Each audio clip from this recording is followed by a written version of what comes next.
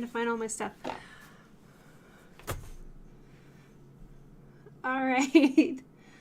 Hi, and welcome to tonight's live stream. I'm so glad that you can be here tonight. All right.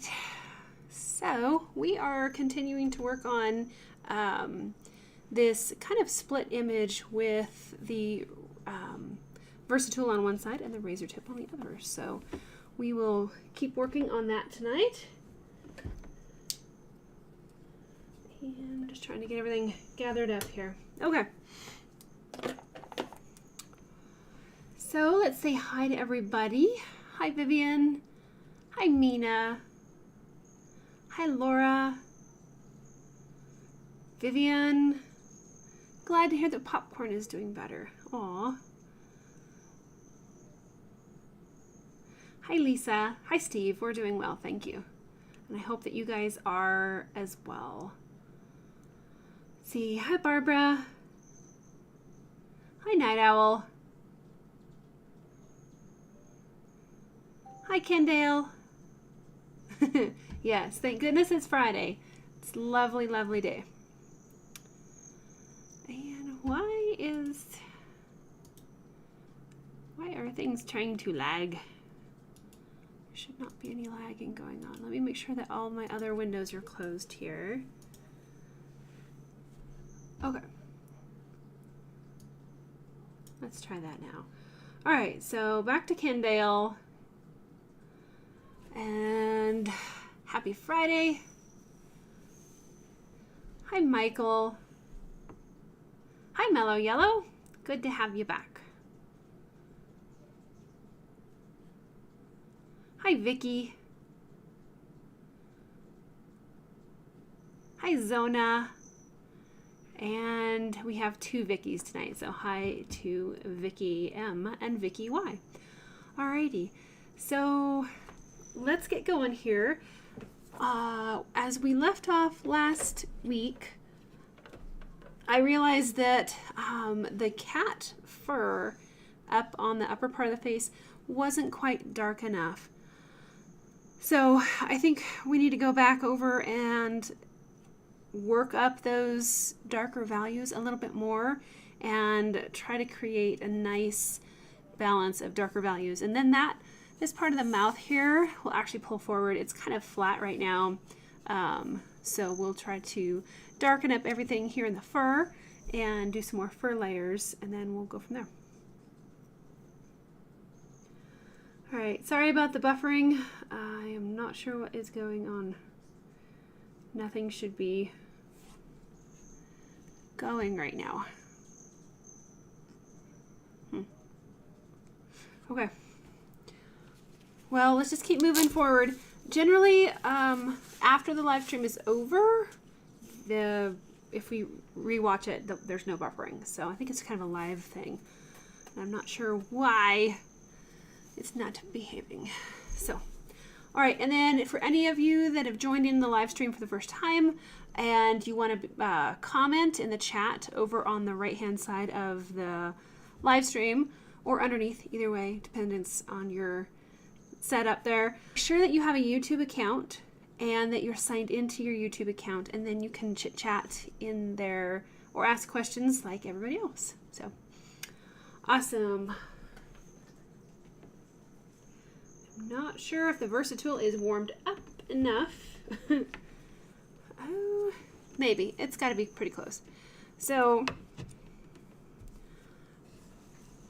let's zoom in a smidgen.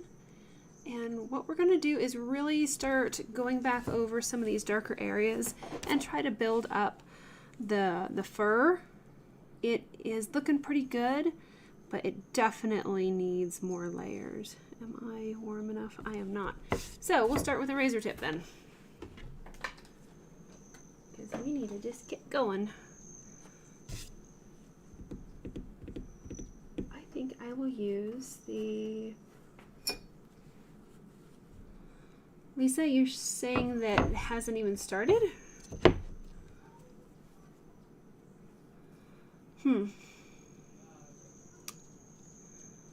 Not sure here, guys.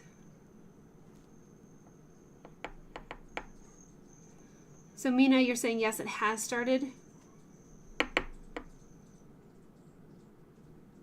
Why do we have buffering? All right, is everybody back? I hope. Okay. Give me a minute here, guys. I'm gonna go check and make sure everything is good here in the house, and I will be right back and see if we can't fix the buffering.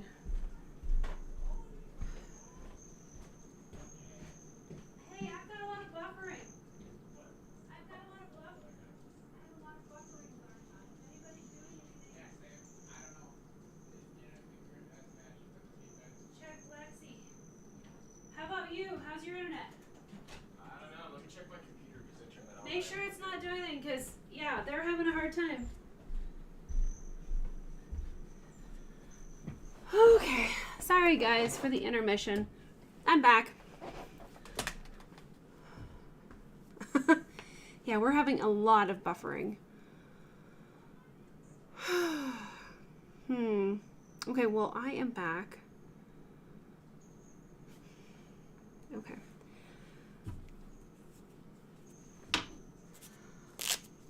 You know, we have a lot of smoke in the air. I'm not sure if that is having a problem. Let me check our internet. Mom? Yeah. I had a background tab. We're going to get download. Okay. See if it clears up. All right. It's using over 300 megabytes a second. Oh boy. Okay, thank you, dear. Yep. You may have been the culprit. Could be. No, it's stupid. It's a background tab. I never installed Upload. it. Sorry about that. Yeah, okay. That probably would help. Alrighty. We're back. I think we have the buffering culprit identified. I don't know.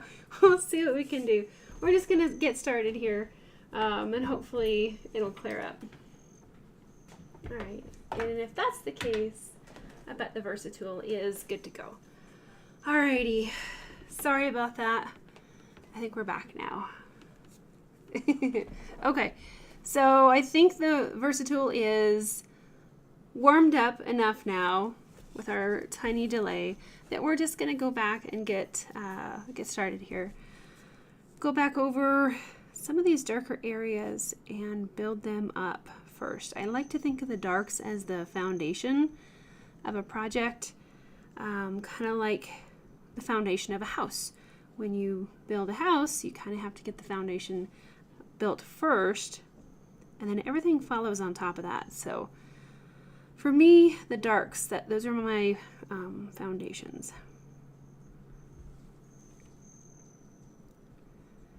All right. So glad that everything's cleared up, guys.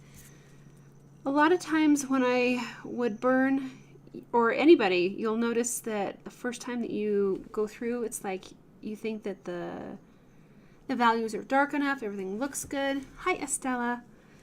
But once you start adding in the full range of values, you'll see that sometimes those really nice darks that you thought were really maybe too dark aren't quite dark enough. And so that's when we go back through and add more layers. And that's what I'm doing now because we don't have a very well balanced kitty cat.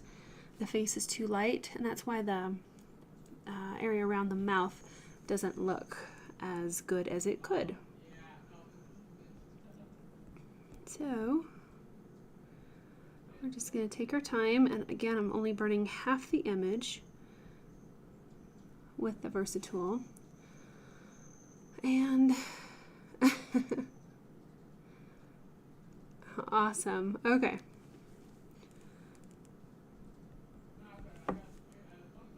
And if I need to zoom in, let me know. But you got to really take your time to build up the layers and get those values dark enough with the Versa-Tool. It does not get near as hot as the Razertip, but I think that that's just fine. Sometimes the Razertip can get a little bit too toasty.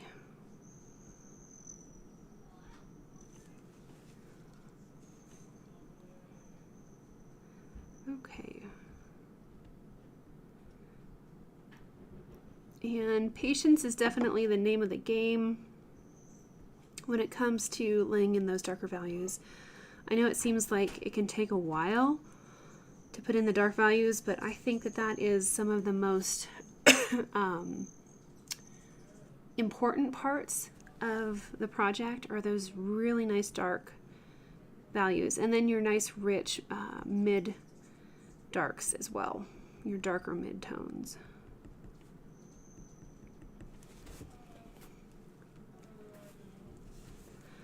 Alrighty, so those are getting pretty close to what we need. Maybe just a little bit more of dark in there.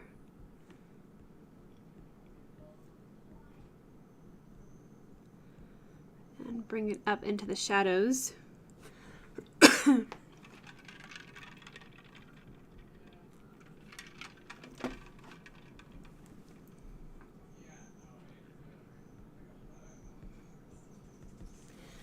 And I'm using just tiny back and forth motions. I think I might zoom in just a little bit more for you. And then we'll put this over there, so you should be able to see. But tiny back and forth motions. Sometimes you don't have to worry too much about those stop spots in fur. A few of them here and there can actually be helpful. You don't want a lot of stop spots, but a few here and there are not really a bad thing. Barbara, glad that you're blending the middle. Yeah, well, I was kind of trying to leave that line there for a while, just so that we could see, you know, a definition point.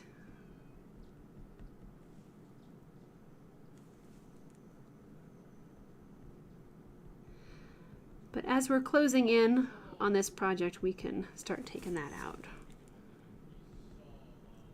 And we are trying to match the direction of the fur. It really starts turning wildly kind of in the nose area.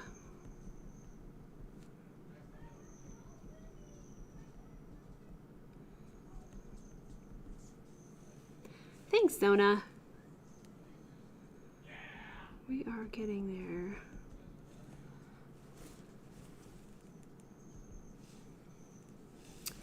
Barbara, Maya is watching the live stream again. Aw. That's very sweet.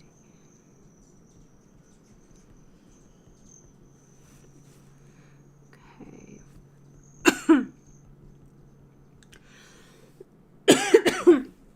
Wow. Sorry, guys. My throat is crazy dry. We've got massive wildfires in our area right now. And that smoke is not pleasant. Zona is asking if I've ever used multiple machines on a piece. Yes, I have. I know one for certain. I did a wood burning of a large buffalo. It's kind of a close-up of the buffalo's head. And it was big, like 12 by 16 inches. And so I did use both the Versa-Tool and the Razertip on that project. I did a time-lapse of it, and it's posted on YouTube if you'd like to take a look at that. The live stream, or the time-lapse, shows that I kind of jump back and forth between the two burners. The intricate parts of the face I used the Versa-Tool on, and then the wider, like crazy fur area, I used the Versa-Tool on. Sorry, Razertip. Because the Razertip just burned a little bit faster. So yes, I have done that before. And it's very helpful to use the best of both burners and utilize their strengths to kind of expedite and get things just the way you want them.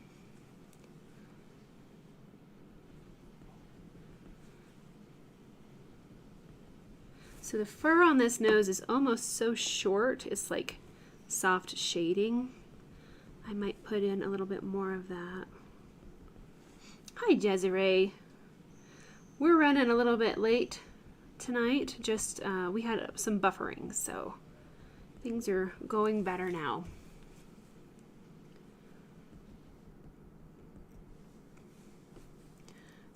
Yeah, Barbara, I hope they get the wildfires out as well. We've got some here that are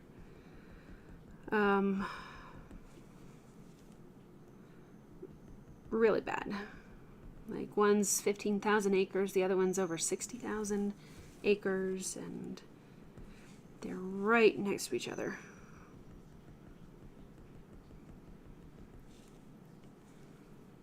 Wow, it was cloudy and now it's not. Let's see, Lisa says that up close you can see the difference in each pupil of the eyes. Well, that's cool. Kendale is asking, do I have a favorite wood to burn on? Definitely basswood is my favorite.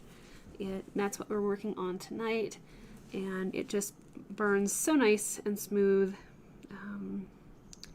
I like that it has a very light color to it. It's very kind of blonde or very light, and you can get a nice range of values in there because you're starting off with a canvas that's almost pure white. About as close to white as you can get for wood, I think.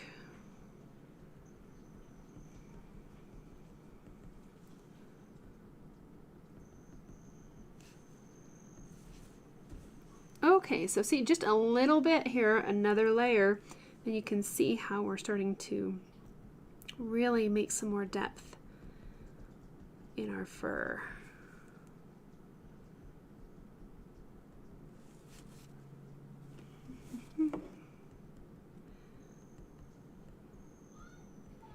And I might jump around just a little.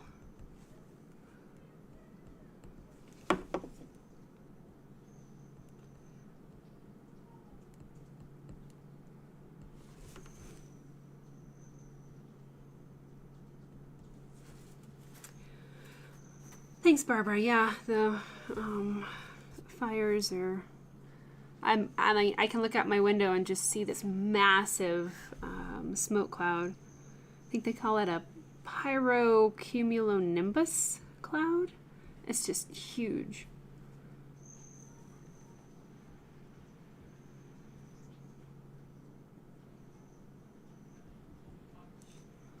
Okay. Trying to see what all else I can do from this angle. I want more roundedness on the nose, so we're going to darken up some of the areas here a little more and pull that shading over a smidgen.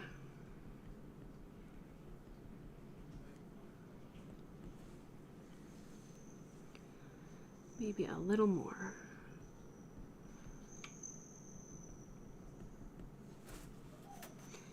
Vivian, it's raining iguanas and gators over there. Oh dear. Wow. We have not had rain all summer. Maybe a sprinkle here or there, but nothing like we're supposed to have. We're supposed to have a monsoonal season, and it never came. I've never seen it this dry in my life. And it's very scary.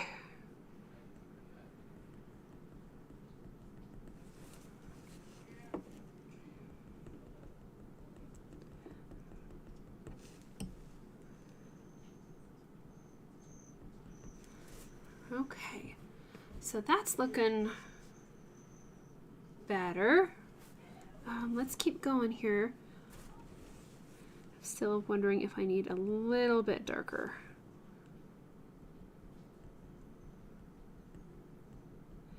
Really short back and forth motions, trying to concentrate that heat into the wood to get a nice dark value. Jezra, you've had a lot of rain in North Carolina. Barbara's had rain in Georgia. Wow. Yep, I think you guys have stolen it all. They need to turn the weather back on over here.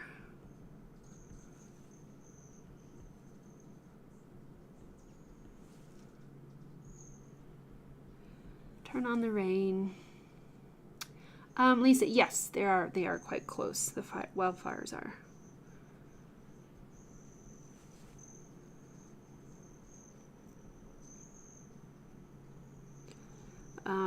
The way that they're trending should they should continue moving away from us, but any other little spark can get stuff going.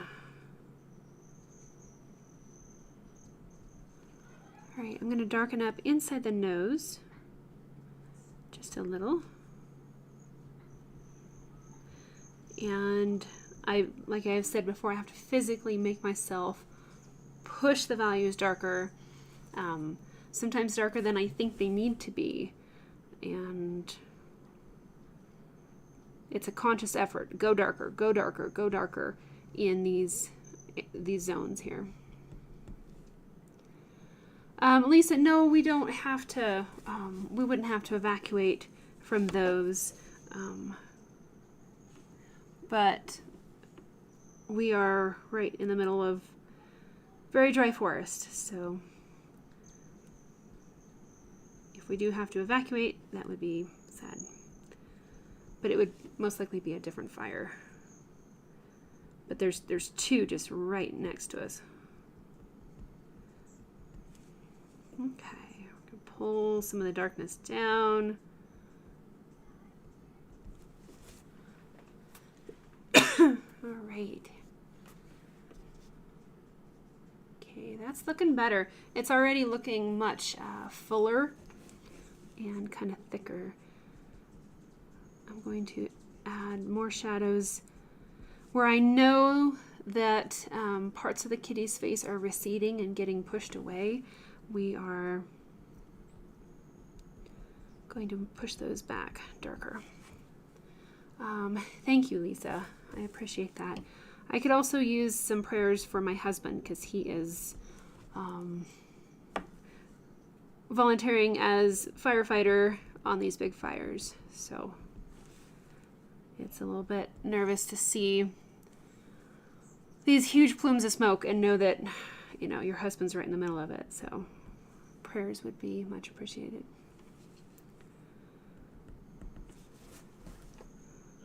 Okay. So I think I'm going to turn the wood here and then I'll work on this area here.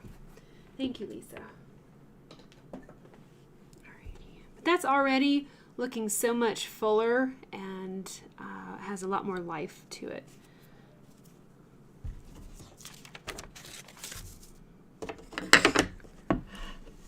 Okay, so we're going to turn this sideways.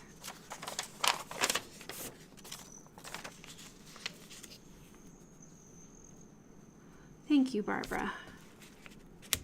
Oh, need to deploy more tape. Alrighty.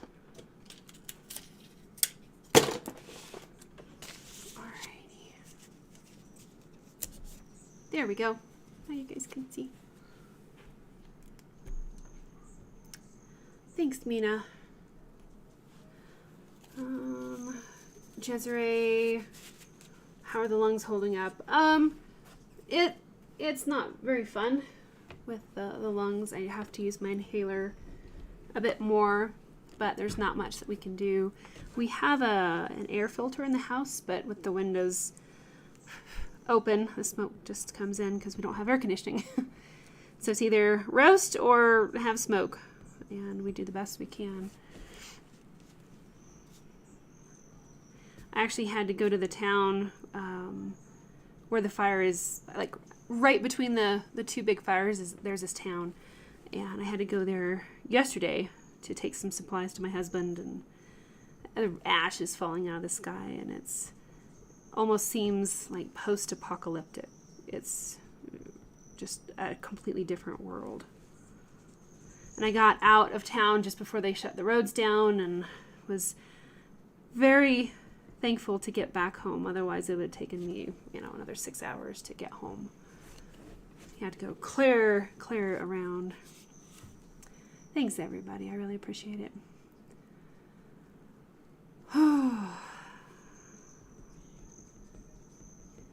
In the meantime, we're just going to sit here and burn wood, which is kind of ironic.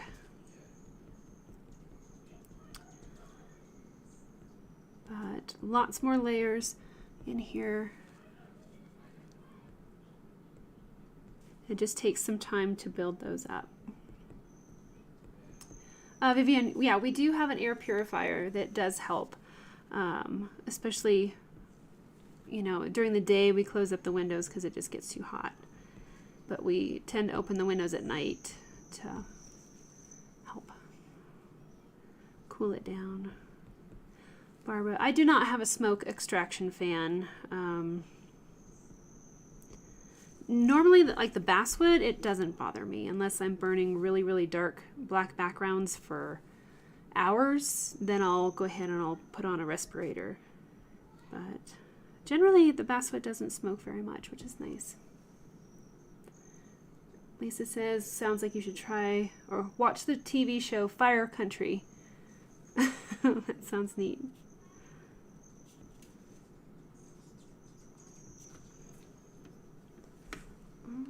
No, I think we're looking okay.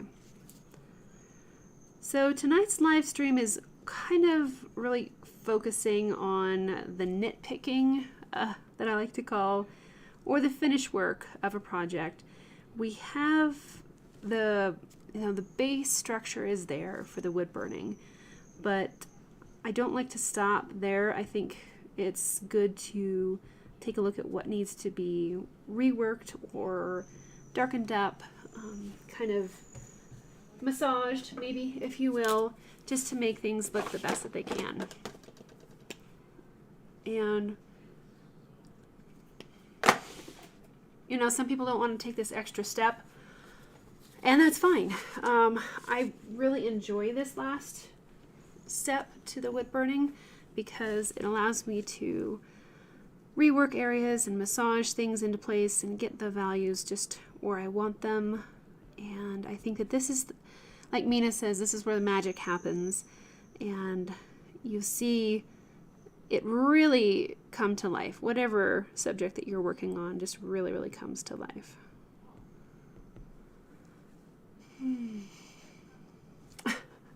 Jesiree's husband and dogs are arguing about brushing their teeth. Oh boy. That sounds fun.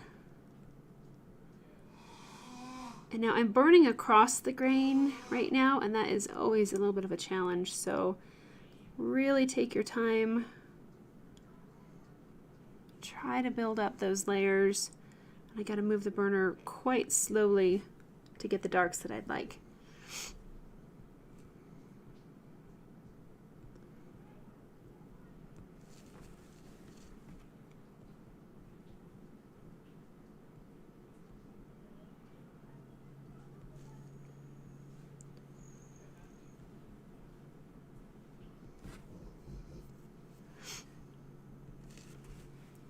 Okay, so we're really starting to build up those darks more and more. And then we want to blend these zones together for a more seamless look. I'm using those nice short back and forth motions, trying to match the length of the fur. So if you have longer strokes out here, you want if you have longer fur, you want longer strokes. Where there's shorter fur, you want shorter strokes, and that kind of helps to capture the realism. Lisa, yeah, I am on full heat right now, and it's just kind of fighting me right now. I'm not sure what's up with the Versa-Tool tonight. Maybe I need to clean that point a little bit. But it does seem to be kind of struggling. And I just need to move the burner a little bit slower, and that can help. Thanks, Barbara. Yep, I think this is where the magic happens as well.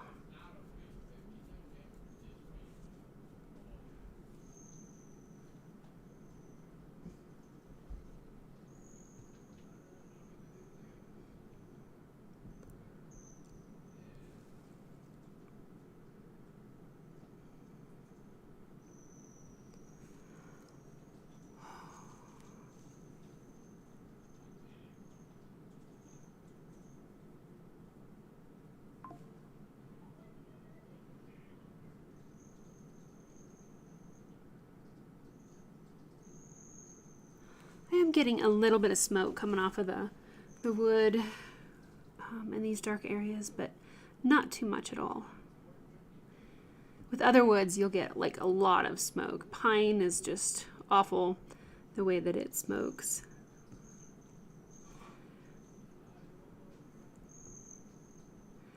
But I think the combination of burning the fur across grain is really making the Versa-Tool go slower.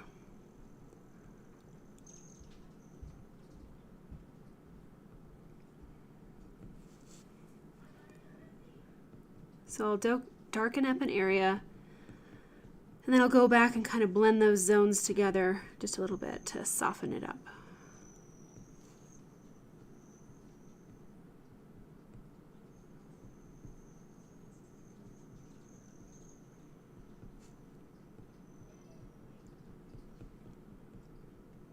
Okay. Vivian is asking if I've ever tried carving. You say I have a grasp on tridimensional objects. You know what? That's actually how I got started in woodburning, because I tried carving and was not very happy at all with my carving, and I thought, well, this doesn't look very good. And then I thought, well, maybe if I burn it or darken it somehow, it'll look better. And so I went to town and I got one of these off the shelves of Walmart, and I brought it home and I tried to burn over my wood carving. It still didn't turn out very good, but I immediately fell in love with the wood burning itself, and I was just hooked. And off to the racers. Yeah, Barbara, I would definitely not call myself a wood carver. I would call myself somebody who tried to whittle away at a piece of wood and was quite disappointed. Now my brother, on the other hand, he is a fantastic chainsaw carver. So he does really good with the three-dimensional stuff. Me, not so much. I will stick with the two-dimensional art. I tend to do better with that. Although I have not tried wood carving since, and that was in 2009. So I don't know, maybe it'd be fun. I like to whittle, that's fun.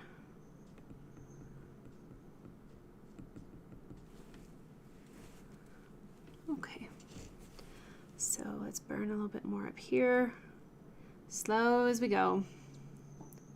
Lisa, yeah, cross grain is definitely more tedious to burn.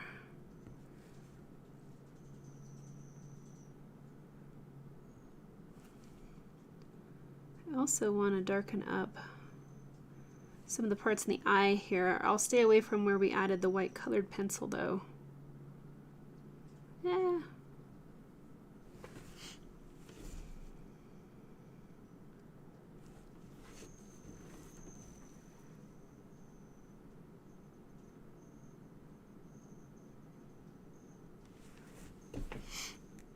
Oh my gosh, I need like a lot more shading in the corner of the eye. I just noticed that.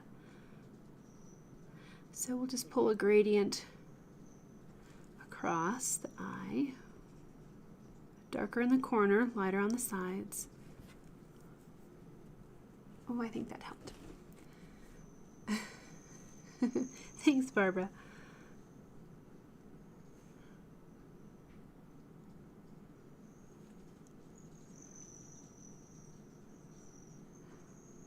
Is going with my light. Vivian says carving can be a real pain. Yeah, I nicked my fingers too. You know, yes, wood carving was a way to find my true passion. Well said.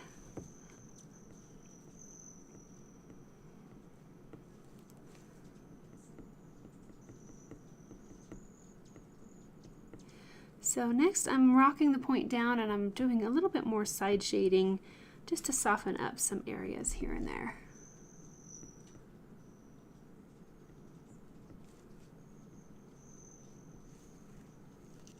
Because this whole side needs to be just a little bit darker.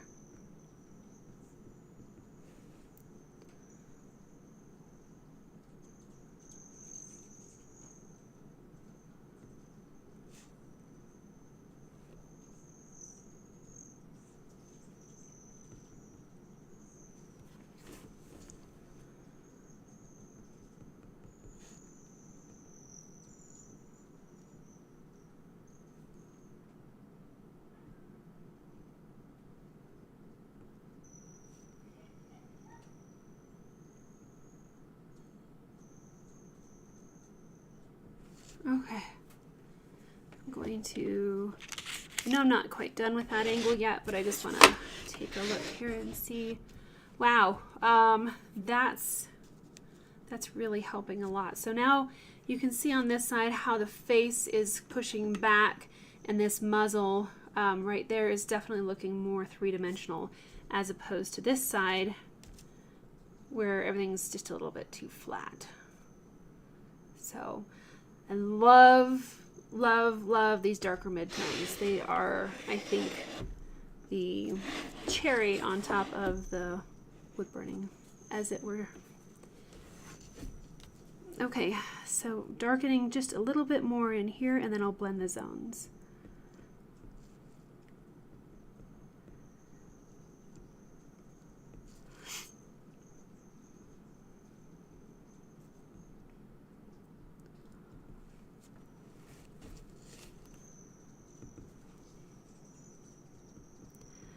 And I know that you guys have been following along with our little hummingbird situation and the fact that we're feeding over 700 hummingbirds because the amount of juice that we're going through is off the charts.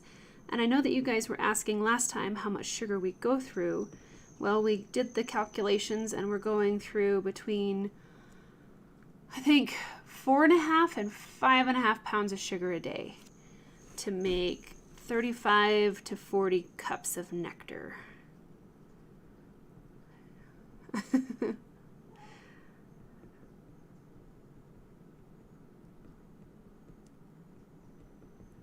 And tonight is the busy hour, and you can probably hear them out there zooming around.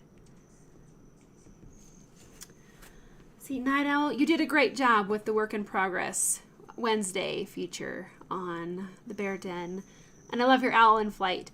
I've not been in the office much this week with everything going on with the fires, but I did see that and think it's lovely. Lisa, they might be running from the fires. That could be. Everything is so dry here that there's hardly anything for them to eat. All the flowers have wilted. The wildflowers have all died. There's just not much for them. So I think that we're drawing in more hummingbirds from farther away for sure. We also have a lot of babies that have shown up, and they're so cute.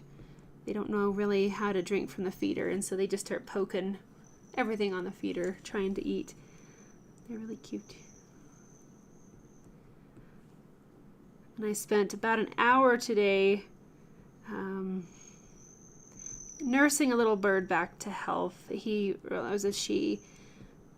She must have hit the glass door, the sliding glass door, because I came outside and the poor little thing was laying there on the ground, and I scooped her up and she knocked her head pretty bad. But I sat with her for about an hour and gave her some nectar and just kept her safe, and she finally flew off. But it was a while. She really bonked her noggin. Hi Linda, welcome. The patterns and reference photos. So we've got several different platforms over on woodburninguniversity.com. Mina's got the link in the chat there. That's where you can find a lot of the patterns that we have available for sale. There are all different skill levels: beginner, intermediate, advanced, and premium. And then if you're on the Mighty Network platform, that's like our Patreon, but it's much better than Patreon. It depends on like what tier you join in at, and then you can see like all the projects that we've done. And if you like sign up for the gold tier, which is advanced, you get all the gold projects, and then all of the projects below that as well, that we've done live streams of. So this project here is a premium. This is a diamond tier pattern. So for those of you that are on Mighty Networks and you sign up under the diamond plan, you get this pattern here for free, and all the other premium patterns that we've done live streams for, plus pretty much everything on all the live streams. I hope that makes sense. Mina can probably explain it a little bit better. She's my wonderful helper. But yeah, you can browse the patterns at Woodburning University. And then if you're over on Mighty Networks, you get free and discounted patterns depending on what we're working on. So if I work on a beginner pattern project on a live stream and you sign up as a beginner tier that's bronze level, then you get all the live streams for that and that pattern for free. Plus you get discounts on all the other patterns. Linda, these patterns are my creation, and I am allowing you to make a wood burning of the pattern, and you can sell your wood burning if you want. I know a lot of people don't let you do that, but I do. I allow you to sell your wood burning when you're done without a copyright infringement. So, yep. That's one of the reasons that I started Woodburning University, is because, you know, I wrote a couple books and the publisher owned the rights to everything in the book. And you guys couldn't make a wood burning based on that and then sell your art. And I didn't think that that was very cool. So you're very welcome, Linda. If you have any questions, just reach out. Mina has the link there if you're interested in joining the paid community. You can either do a monthly payment or pay by year. You get a little bit of a discount if you buy the whole year at a time. And that just helps me to kind of pay the bills and keep the lights on around here. And it allows me to keep doing live streams here on YouTube for free, because I think it's a valuable resource for everybody. And I like to try to give back that way. But the patrons that are over on Mighty Networks, it's huge help to me to help support. And thanks. Yeah, that poor little hummingbird. I thought she was gonna die. It's like she was having seizures or something. She really hit her head hard. And the cat tried to get her a couple times, but I was faster than the cat, which was good. It was really sweet. I didn't know that hummingbirds have a forked tongue. I was feeding her the nectar when she was well enough, and I was really surprised that she had two little things at the end of their tongue. Okay, so we're getting there. I just want to blend a little bit more here in this section, I believe. And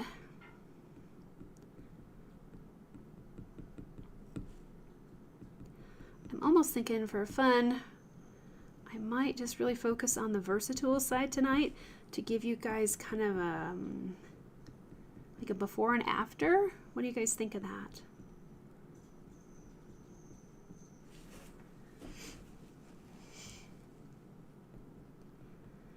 But yes, Linda, if you're just joining in tonight, this is a project where we're doing half of the project with the Razertip and the other half with the Versa-Tool. So kind of showing the differences between the two burners and how they all work.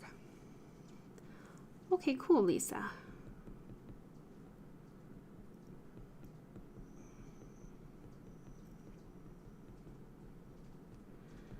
And this is always a little bit of a more time-consuming stage, but I think it's definitely worth it to take the time and build up these layers.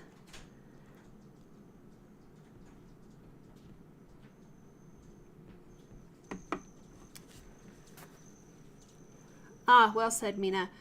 Mina says that as a Bear Den member, that's our paid community, if the pattern that I'm working on is not included for free in your current tier, you can still use your discount code for the pattern depending on the tier that you're in.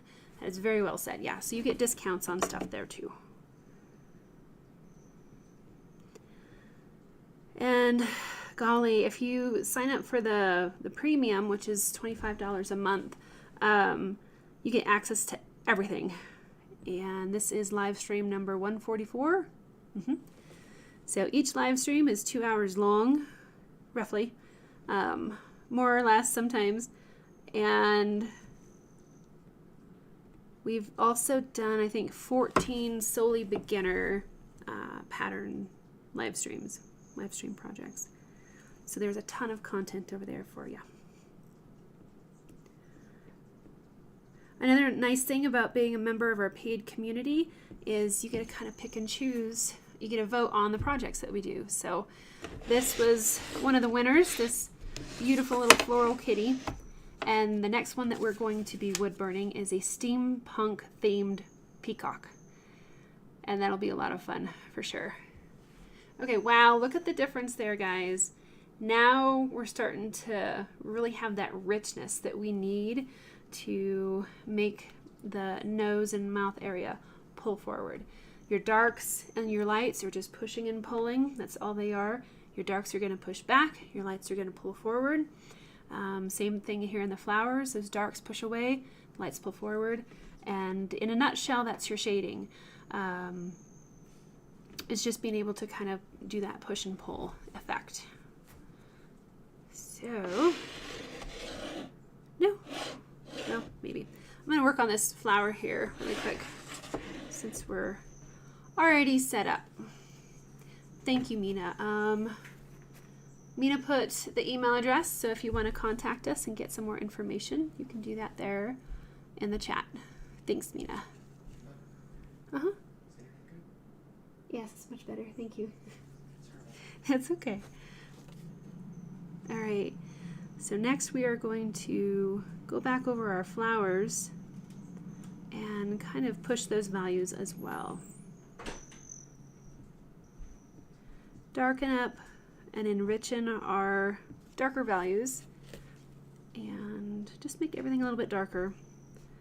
Except for our lighter values, we want those to kind of remain more bright.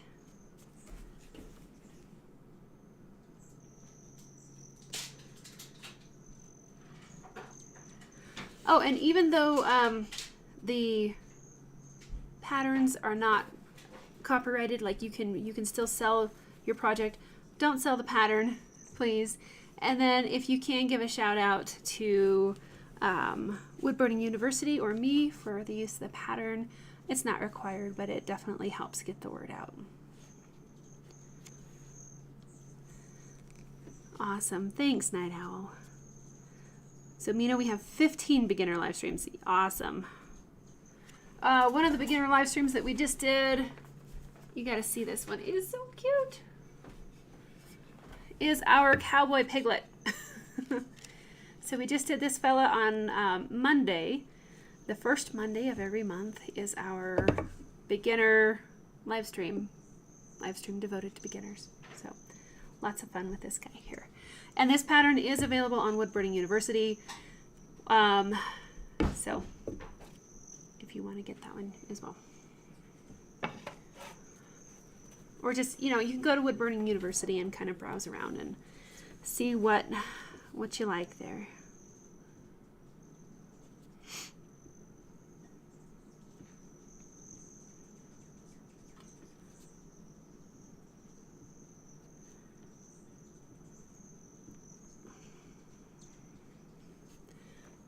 Hey, buddy.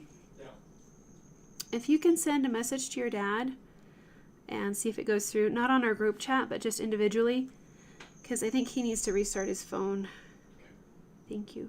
You're not getting his, or he's not getting yours? I don't think he's getting my messages. Thank you. Yep.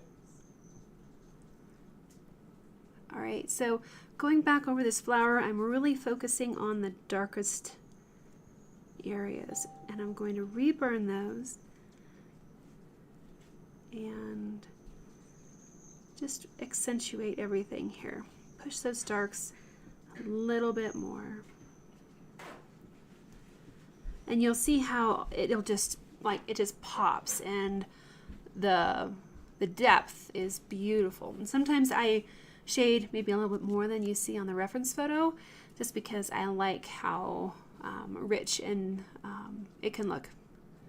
So, hi Kendale, you use the basswood sheets from Amazon. You have a hard time when trying to build up your light to dark layers Because if it's on a low heat, you feel like you're just scratching the wood, and if it's too hot, it melts. Huh. Basswood sheets. Wow. What tool are you using, Kendale? Are you using a wire tip burner or a solid point burner?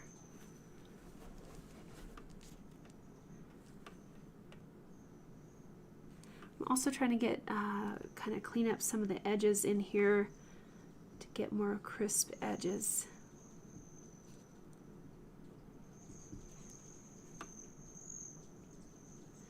And anytime you have a flower petal that kind of overlaps another one, that's a great place for a dark gradient.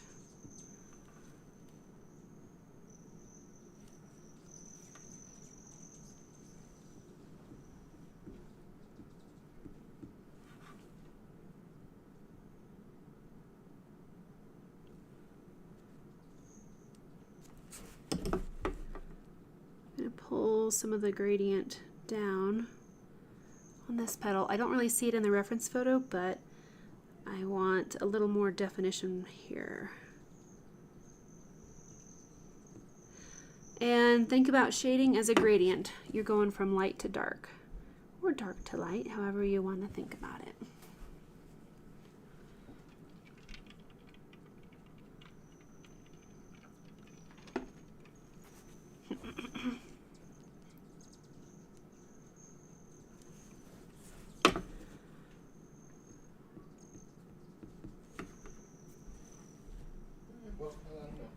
Okay, thank you.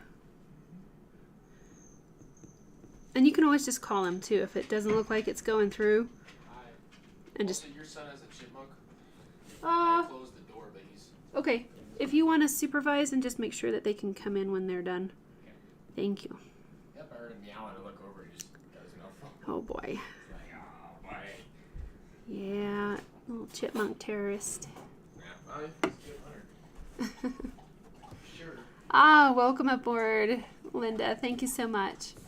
I really appreciate your support. If you have any questions, feel free to explore the community and let us know if you have any questions.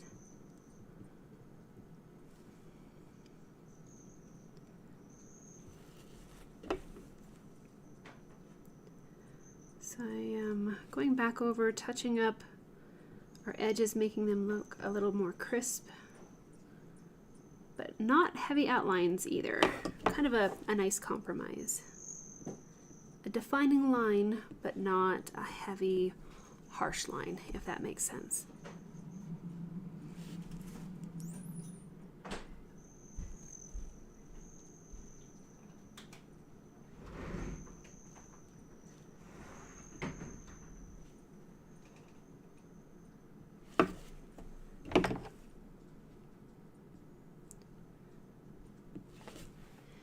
Okay, and I promise we're not going to work on this whole thing sideways either. Okay. Yes, Lisa, we have so many chipmunks. Hey, buddy. Hey, Cash. You want in? Do you have a chipmunk? Because if you do, you can't come in. I'll be right back, guys. Give me a second. Well, come here. Did you spit that thing out? Okay, come on. You can come in now. I opened the screen. Yeah, he's meowing. He doesn't have anything in his mouth. I think he's sad that it got away. He's sweet though. He just plays with them. He doesn't kill him or eat him. I know, he just likes to play with them. As long as they stay outside, that's fine. All right, I think I'm about happy with darkening up the fur. All right, let's turn this right side up and take a look. Wow, that is a really, really big difference, I think. In just the richness and almost three-dimensional aspect of this side versus that one. Yes. Well, and that's why we named Chipper, is because he looks exactly like a chipmunk. He has the same coloring and everything. And he likes to get those fat little chipmunks in his mouth, and then he takes them over to there's a hole in the yard, and we call it the pit of despair. And he'll spit out the chipmunk and then just play with it. And it usually gets away, but he has a good time.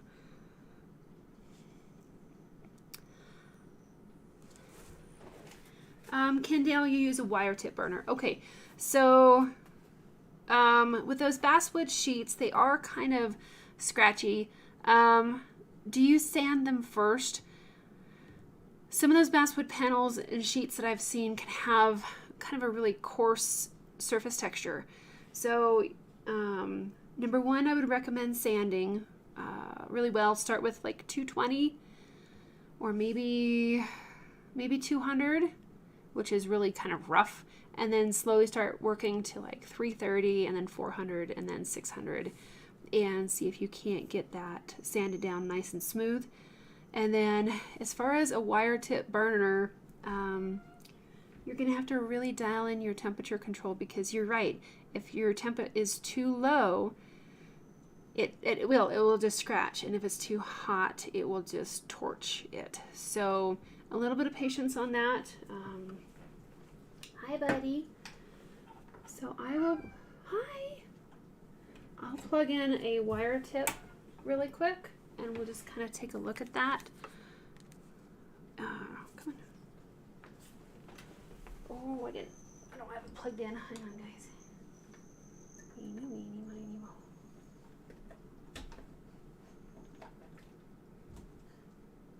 Okay. Alrighty.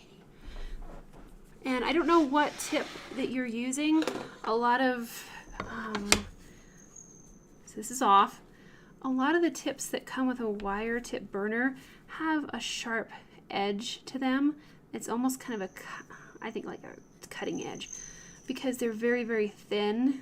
One of the reasons that I love the Versa-Tool is it is a little bit thicker, and so it has a softer edge to it versus a wire tip burner. Some of these are pretty scratchy. So right now I'm like on a level 4, and if we start shading, it kind of a little bit scratchy. And it's not very smooth. And then if you go up too high, like I'm going to say a 9, yeah, exactly. It's just going to melt it and destroy it. So I would really advise kind of moderating your temperature. So I'm back down on a level 5. And I just don't like shading with these points because they're so scratchy. And if you lean them one way or the other, you get a really uneven burn. But if you kind of tip it at an angle away from that sharp edge, you can kind of gently pull down or rock it the other way and push away, whichever is best for you. And you can see even then I still have kind of some jerky hand movements in there. You might experiment with both your temperature and your points and see if you can't, your pens, see if you can't find a pen that offers you a little smoother option. So here's something very similar, but I sanded it down so it doesn't have those really pointy sharp edges, and it can make a little smoother one. But yeah, really experiment with your temperature and your pens, and then if the sheets are giving you troubles, try to find a piece of solid basswood. You can see that this guy here is, here I'll show it there, it's thicker. It's not quite an inch thick, but close. Alrighty, so I am going to move down and work a little bit more on the chin fluff underneath.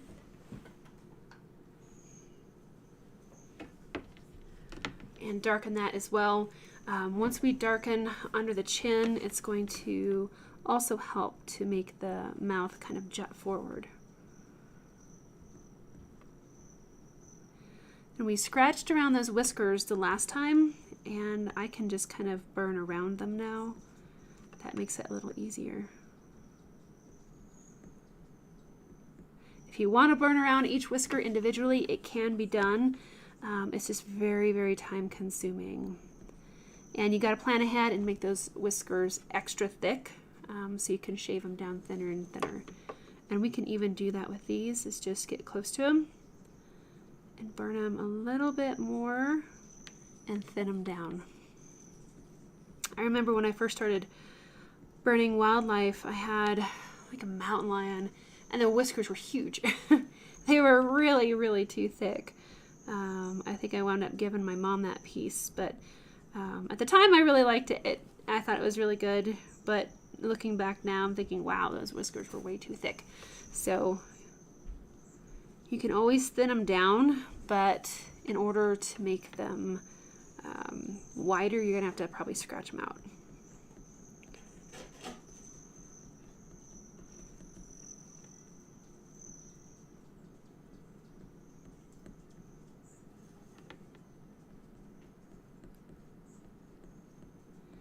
And I'm kind of doing things a little different than the reference photo. It doesn't seem like it has quite this significant shading, but I am going to push it just a little bit more and make it maybe a touch darker than it shows in the reference photo. I really like contrast in a project, and so oftentimes I'll kind of push those values a little bit more.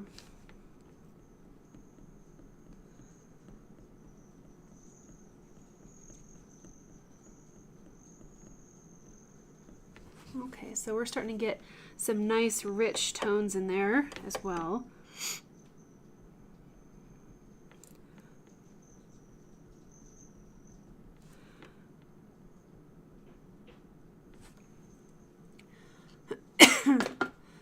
My throat is just like crazy dry.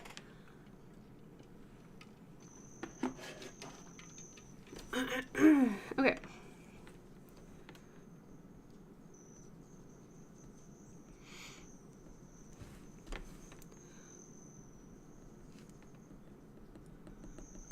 Okay, we need a couple of, like, I don't know if they're whisker ports or what they are, little dark spots in here to add a touch of realism as well.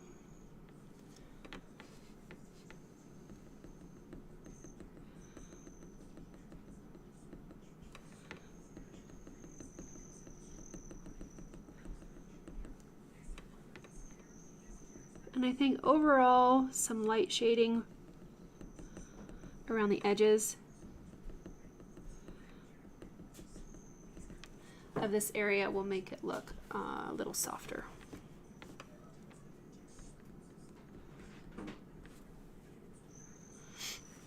All right. So how are we doing, guys? Do we have any questions at this point? I think I'm going to soften this edge just a little.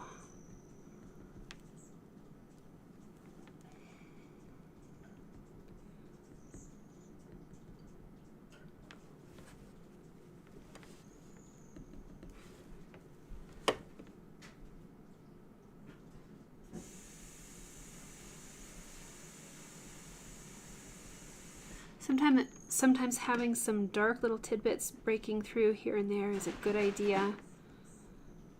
It just kind of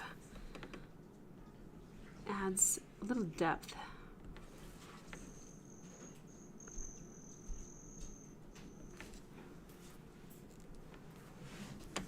Okay, the nose needs a little more shading.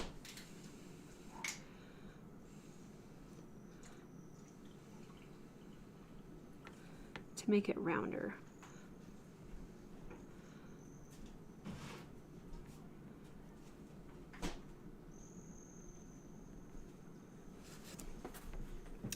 Night Owl says huge difference. Vicky says, I love that I can see such a huge difference now that one side is darker.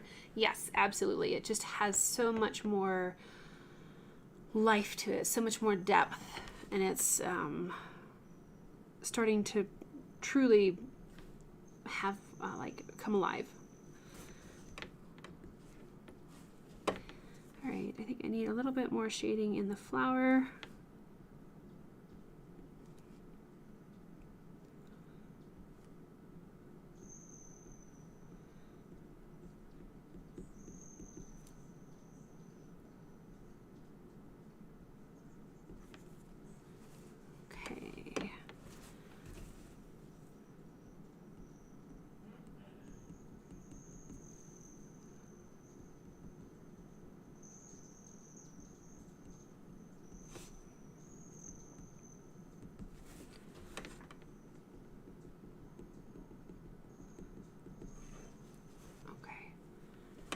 And I think I want to bring a little bit more values over here.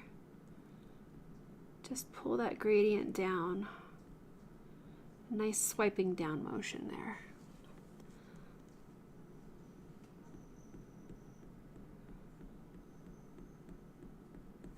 Cool.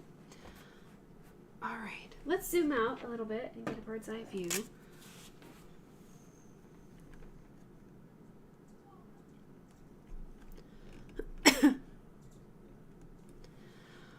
Alrighty, well that is looking pretty cool.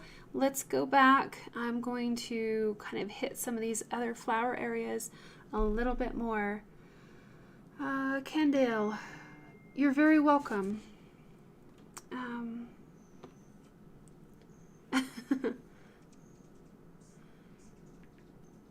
I'm going to turn that off so it doesn't keep dinging. Kendale says, thank you for the demonstration. You'll definitely play around with some different tips and techniques. I've thought about getting a Versa-Tool like yours with a solid tip for shading. I would recommend that if you do, or anybody is interested in getting one of these Walnut Hollow Creative Versa-Tools, so you do it sooner than later. They have gone out of business. Currently, they are not in business. And there are still some of these out there to buy, but their supply will start to diminish. And if you've looked everywhere and you cannot find them and you really want one, let me know. I did buy some extras just in case you guys couldn't get them. So Vivian says, I love watching the nitpicking stage because that's when you usually make it look so much more real. It's quite a learning experience. I really appreciate that. I love it as well, and I think it's just one of my favorite aspects of burning.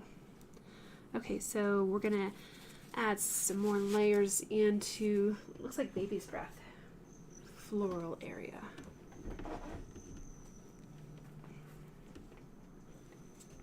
Okay.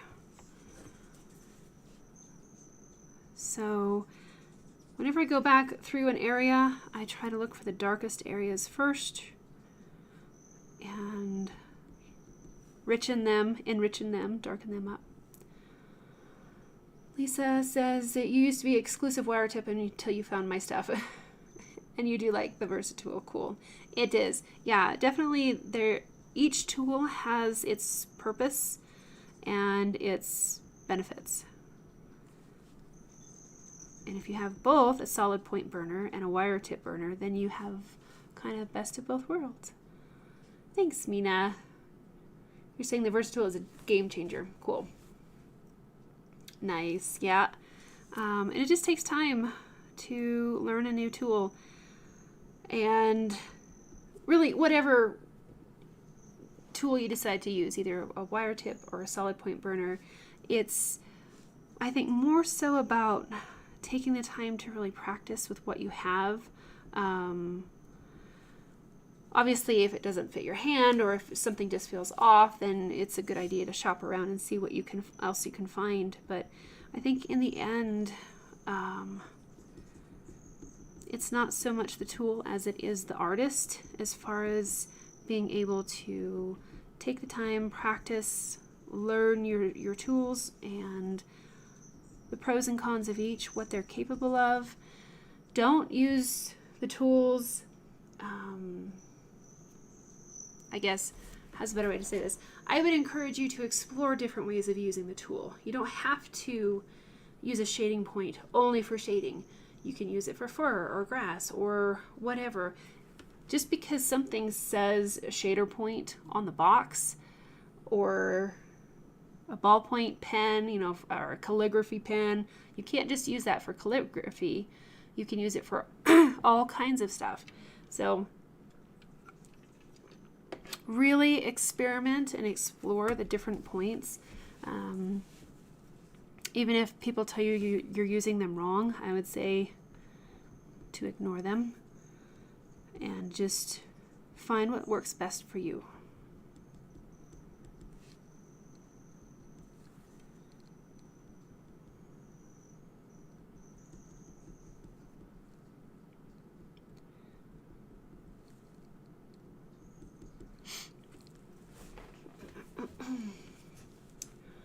Lisa says, when you got the little bean bag to rest your wrist on is when you started to manage the Versa-Tool. Cool, yeah. Yeah, Lisa, you rarely use the tips for what they're designed for. Awesome, yep. I agree. And that's the best advice I would give any new person that's starting in wood burning is get a scrap piece of wood and your tools and start having fun. Just doodle. Explore, experiment, see what you can create with the different points, and have fun. That's the main thing, I think. Just have fun learning.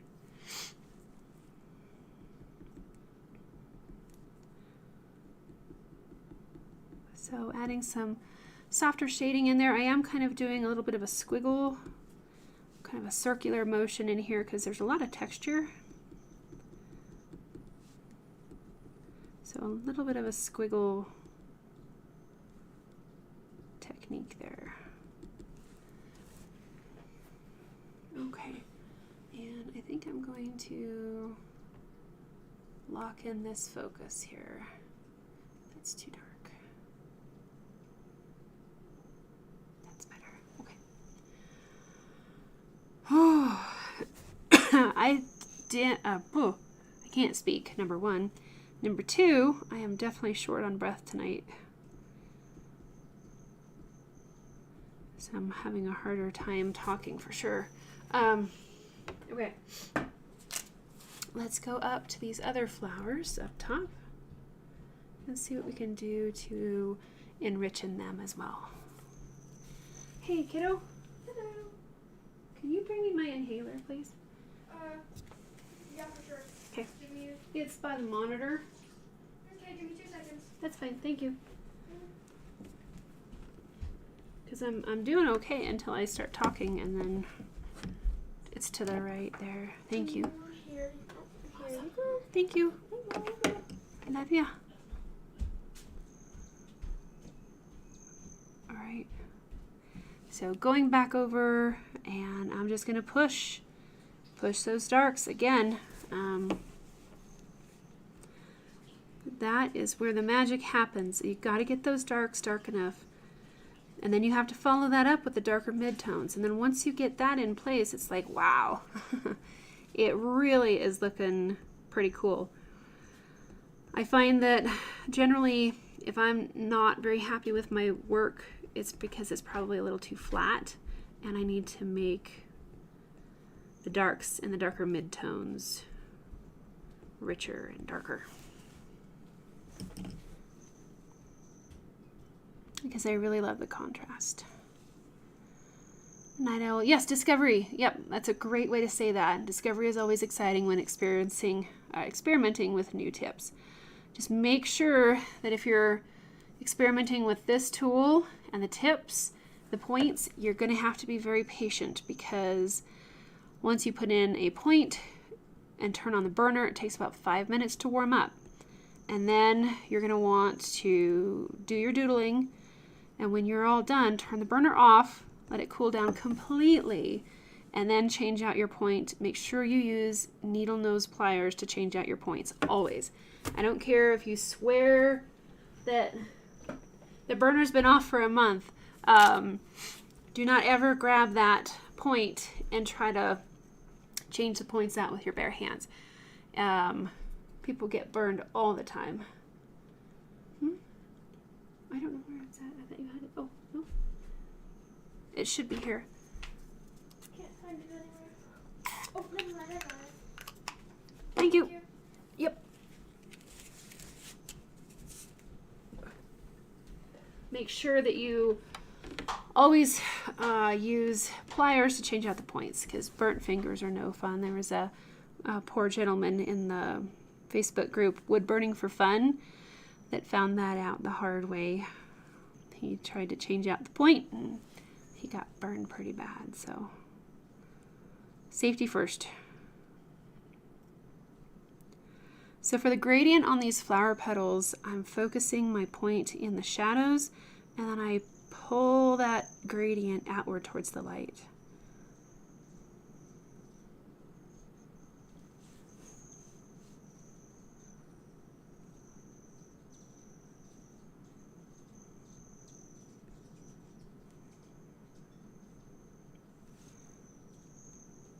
Another reason that I use needle nose pliers, other than I don't want to burn myself, is some of these points that have a funny shape like this, you can't quite screw them in tight enough with your fingers.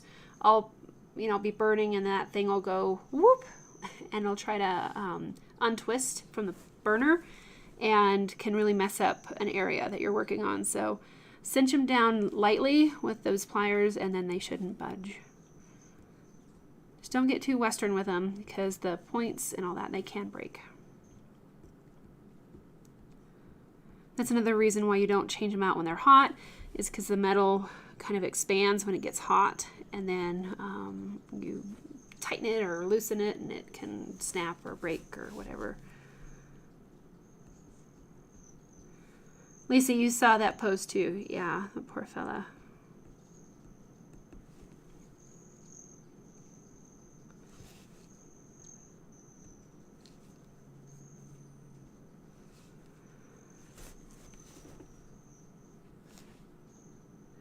May have to turn the wood here. I'm just kind of jumping around trying to get the best angle on these flowers.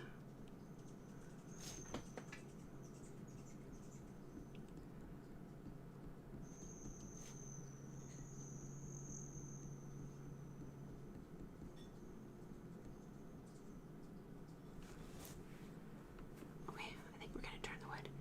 But look at how that looks so deep. Like the flower petals, you could just stick your fingers in there, because we have our darks right in here, dark enough they're pushing away from the viewer. And then we have this nice light ridge here that pulls forward, and the contrast there with a nice crisp edge, a hard edge, is really pretty cool. So, just thinking which way I want to go.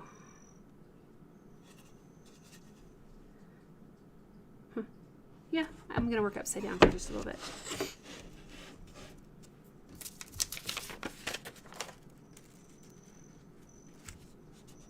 Oh, that's not going to work. Let's try this instead. I have so much cat hair. All right.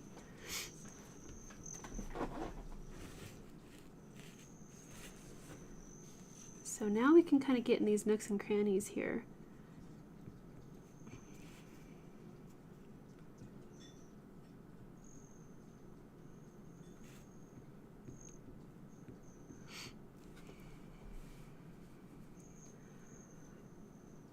Oh gosh, Vivian says, be careful with your pets getting tangled with the cables. Catching the burner before it lands on your pet also hurts like heck. Ouch.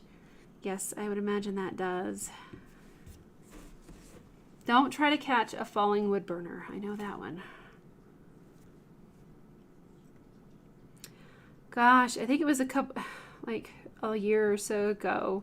Remember, I was wood burning and the cat like fell from the sky, and I was trying to burn and I had to catch the cat to keep her off the burner. I think was that, I don't remember if it was Bobby or Chipper, but it was raining cats literally during a live stream. And I don't know how, but They didn't get burned and I didn't get burned, but it got pretty exciting there for a minute. You remember that? Yeah.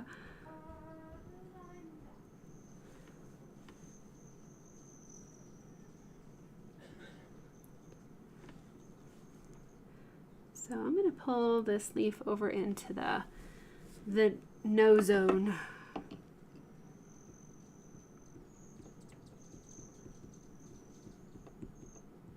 Just because we are learning and having fun on this. Normally I don't burn out there, but why not?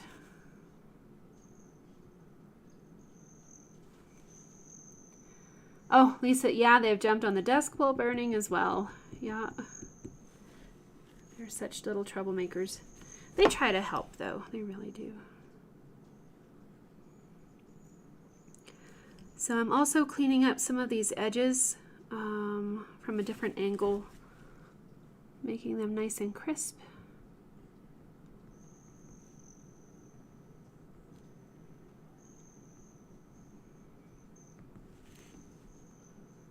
And then I've got some leaves up here I haven't even done yet.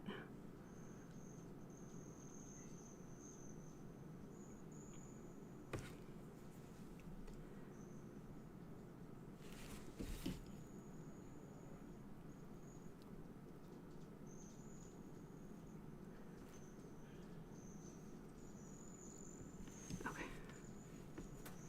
Let's see. And I'm not going to worry about the fact that the flowers just kind of go out into empty space and stop, because I'll probably have, I'll cut the wood to trim it down. Normally it's a little bit of a, I don't know, kind of a, not really a pet peeve, but it just, I don't know, kind of drives me a little bit crazy when I see wood burnings that are on a big piece of wood like this and then they just stop. And I know not everybody can cut them or have the right exact piece of wood and all that, and we do what we can with what we have. But for me, it would just drive me crazy to leave it like that. I would have to cut that off or make the flowers more rounded up there. But although I still have several projects sitting in a pile in the corner that are just like this, waiting to be cut down. And I'll get to them eventually.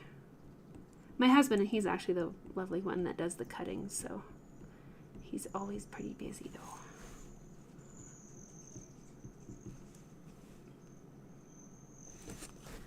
All right, let's dive down here. And I'm going to try to make this a little bit richer.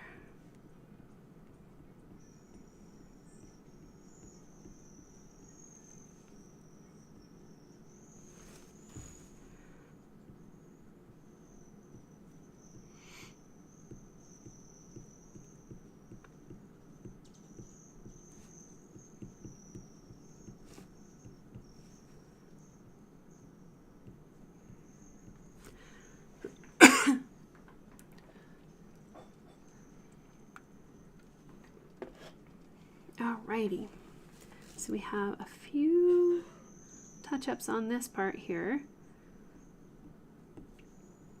and then we will reassess.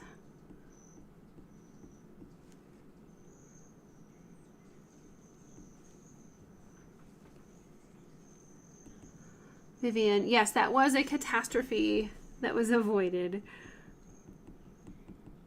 I used to have my desk right under where they would sit and have their little baskets. And that sun is crazy. Okay. Let's take a look-see here and see. Actually, I can't see much of anything. Give me 1 minute here, guys. I cannot see anything but sunshine.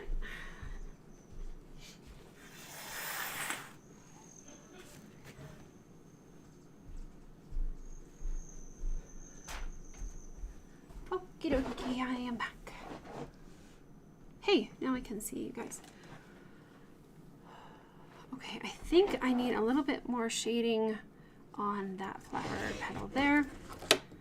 And then we'll take another assessment.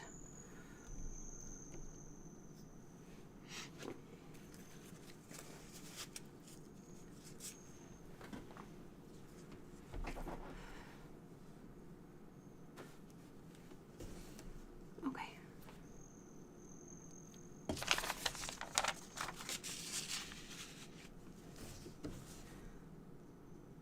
I'm just going to pull the gradient outward a little bit because I think it looks kind of unfinished here.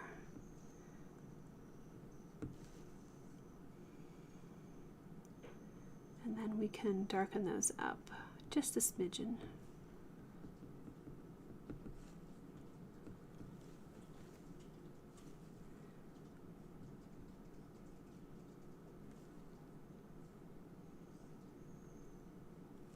These funny little flower tidbits, they can be a little darker too.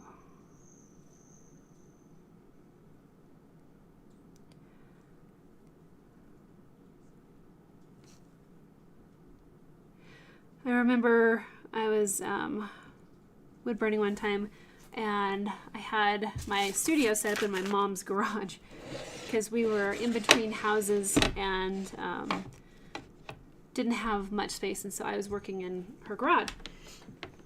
And I dropped a point, the shading point, I dropped the burner and it hit the concrete and destroyed the shading point. It munched it up really bad. It was all bent and everything because it was hot when I was using it, and hot metal versus cold concrete was not very fair to the point. Thanks, Desiree. I hope you have a great night.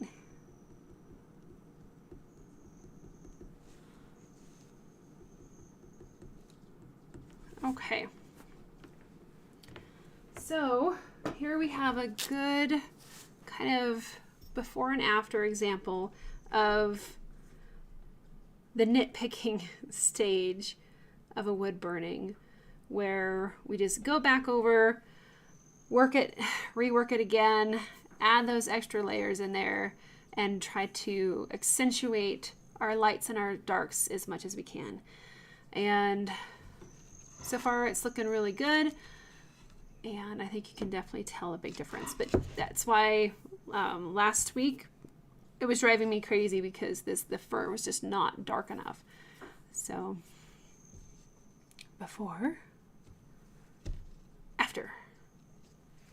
Alrighty, so we'll spend the next little 30 minutes working with the Razertip.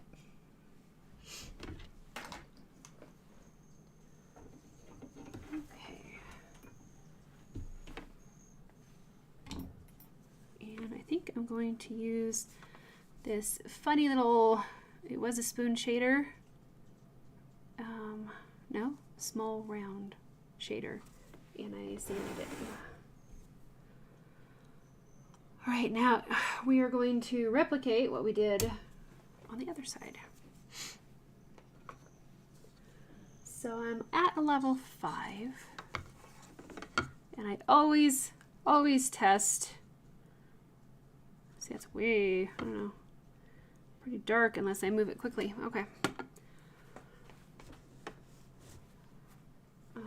I should probably zoom in. Let me reset, guys, so you can see everything.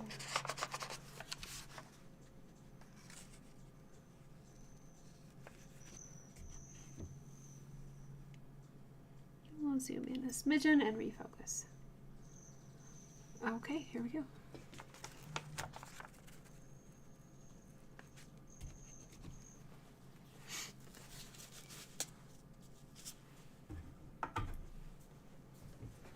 Now we'll try to blend it together. We'll see how well that goes.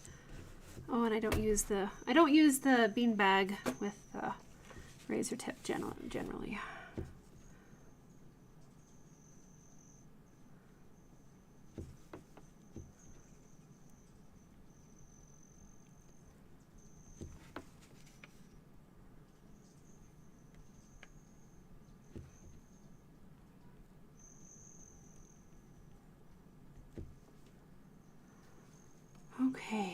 So I might kind of cross over into Versa-Tool territory just a little bit here and there as I'm trying to blend out that center line.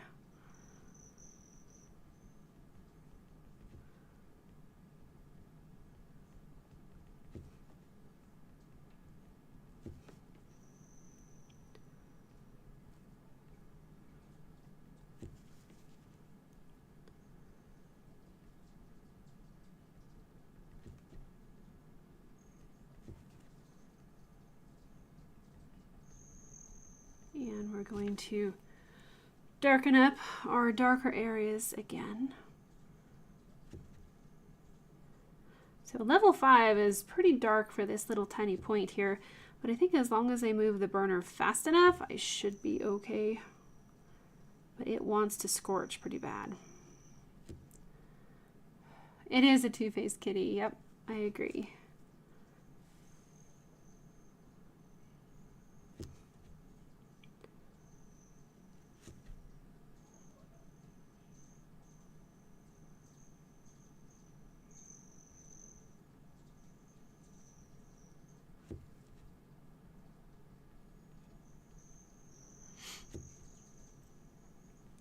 And so you can see where we kind of burnt or scratched in some of the whiskers up in here. And when we go back over, they show up a whole lot better.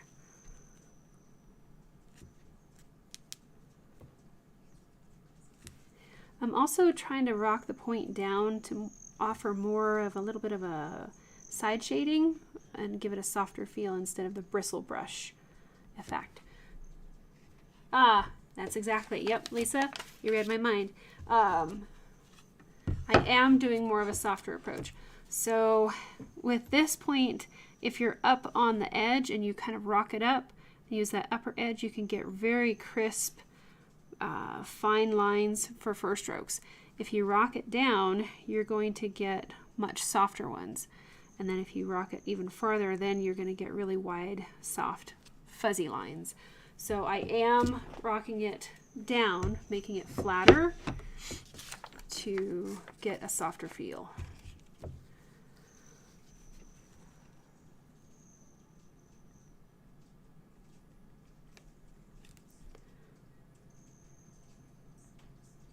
right, I'm going to go to like a 4.5 because it's a little difficult to control.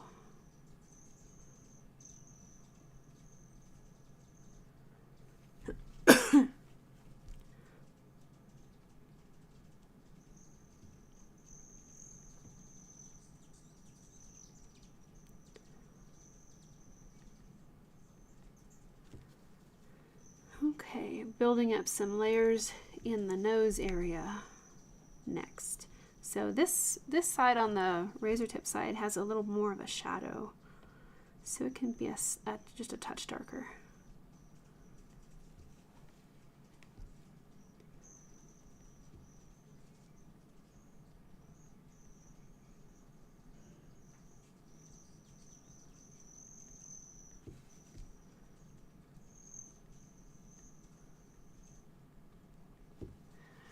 And for those first strokes, I'm just going back and forth, but each time I'm doing that airplane mode, either airplane or swing set, however you want to think about it.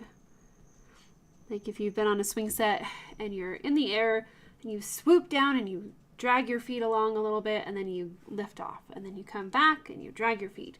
So if the airplane kind of metaphor doesn't work for you, you can always think about a swing set as well, as far as kind of scuffing your feet in the ground each time you get close to the ground.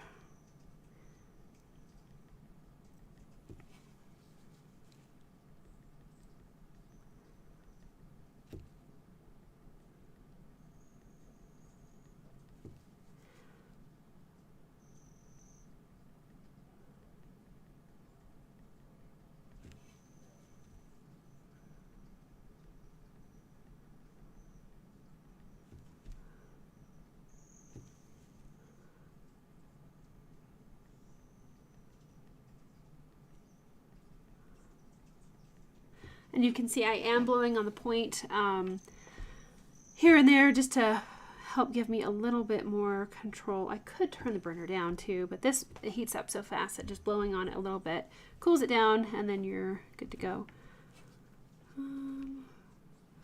But I will turn it down in this area here.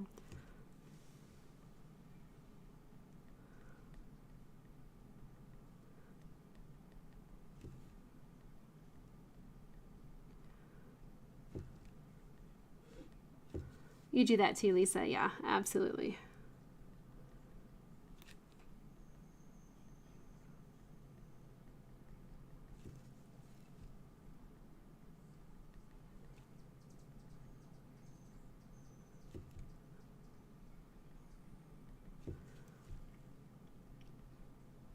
Does not help my dry throat though. And it looks like the wind is shifting and it's bringing all that smoke right down this way.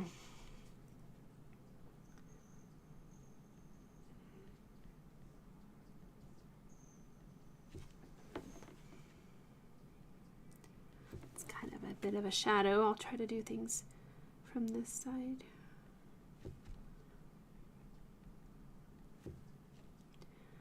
Mina says there's a nice sense of symmetry now.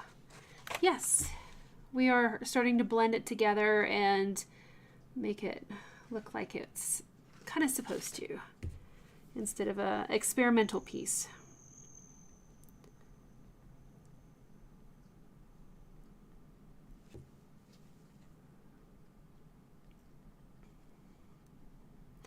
I really enjoy burning fur though. I think it's very therapeutic. I know a gentleman who used to like to count each fur stroke, and I could not do that. That would not be peaceful for me.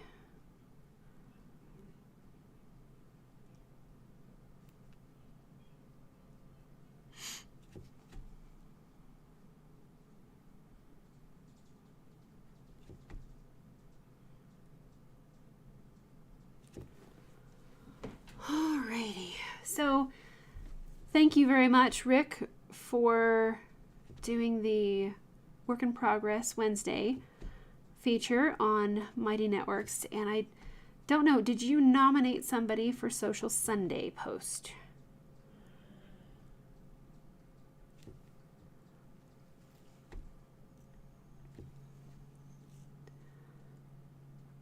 Lisa says, talk about obsessive. I could not count each stroke. Yeah, me neither. I'm right there with you. I mean, he did big pieces too, so they were in the millions for sure. But some people like to count. And that is just fine too.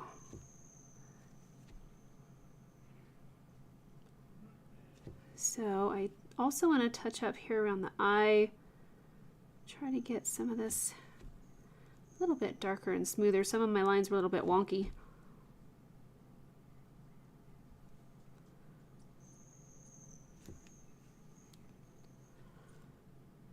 Okay. Yeah. Trying to find out where I'm at. Laura, thanks so much for being here. I hope you have good work tomorrow as well.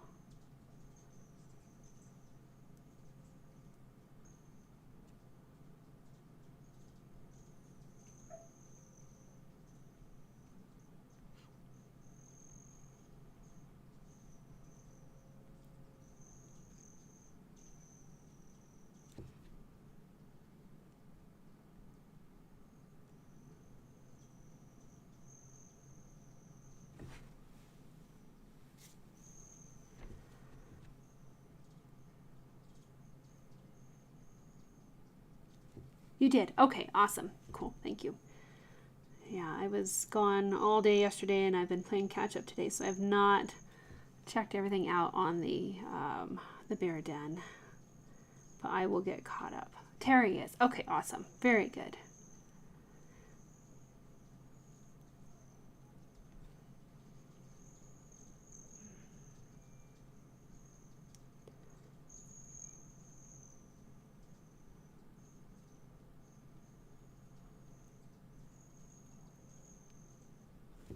Okay.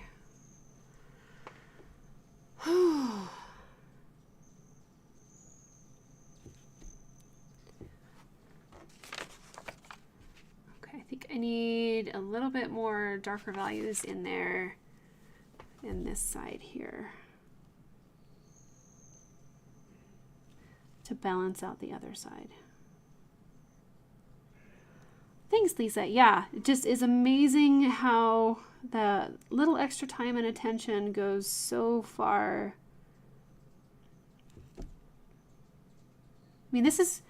I mean, we're an hour and 40 minutes in, but look at the difference that we've already established.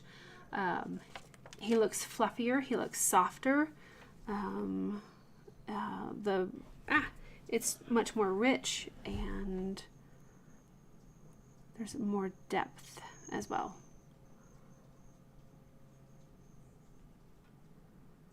That's why this is my favorite stage of the project.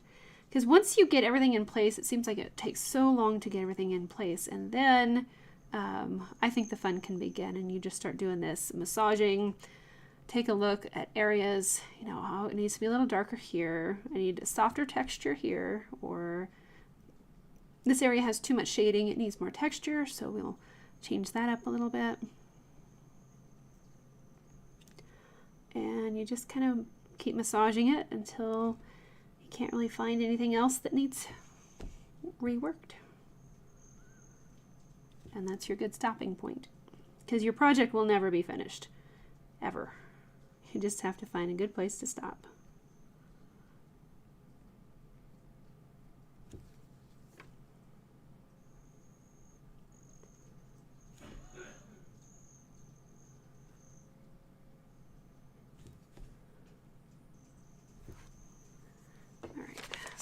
That. So I like that the darker area that we just put in, there's kind of a chunky white ridge there. That needs to be blended out a little. So we can't take the white into the dark unless we scratch it in. So I'm going to pull the darkness into the light to make this softer. So it's not kind of a chunky edge.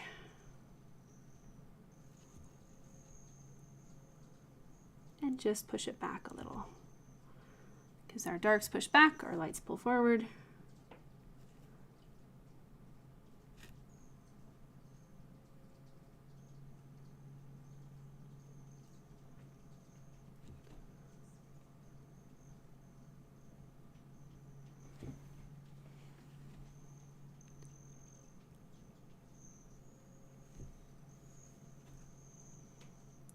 I love the contrast of the darkness around the kitty's face and then the lightness of the flowers. So I'm darkening up this transition area here as well.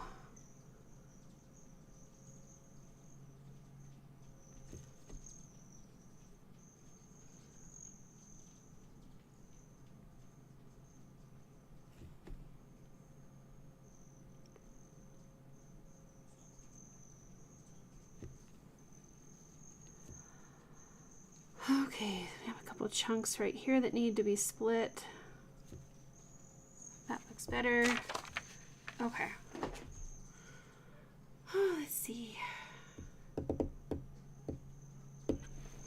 So, Night Owl is saying you transferred the pattern for the picture 2 weeks ago, but had no motivation to start. Then you got nominated for Work in Progress Wednesday. Awesome.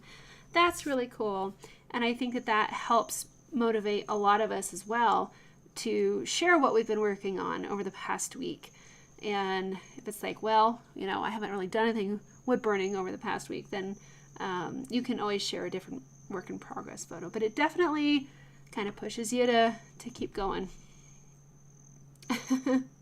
All right, Vivian, thanks. I hope you do well with Popcorn's medication. All righty. So the upper part is looking pretty good. I could probably do a little bit more work up there, but let's turn the wood and work on the cheek area to kind of accentuate that.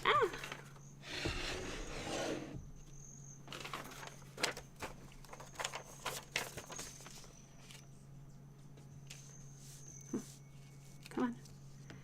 Oh, there's my tape. Maybe. Oh, come on. Okay.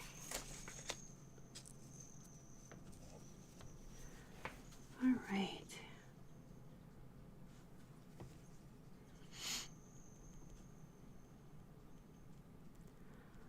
Generally, I try to do as much work as I can so that you guys can see the picture from the right way, but there's just sometimes that I have to turn the wood. And I'm going to turn the burner up a little bit to like a 4.5 because it is difficult in here. Still going cross grain, it even affects the wire tip burner. And it's harder to burn cross grain.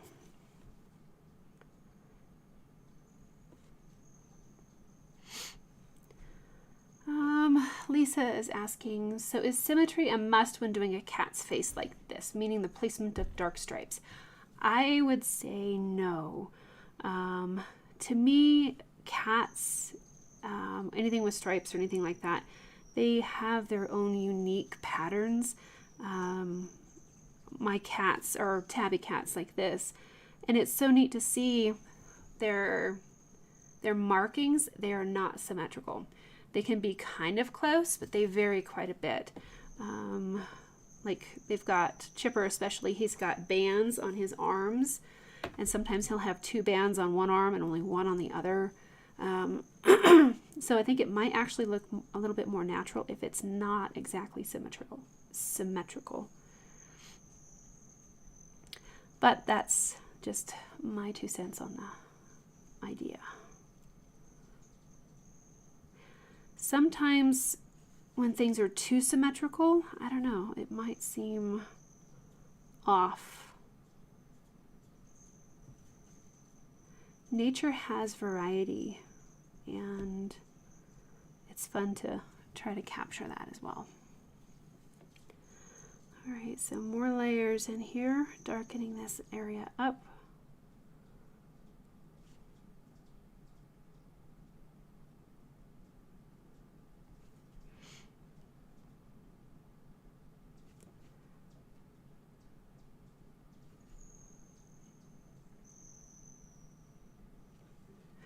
Awesome. Very cool, Lisa.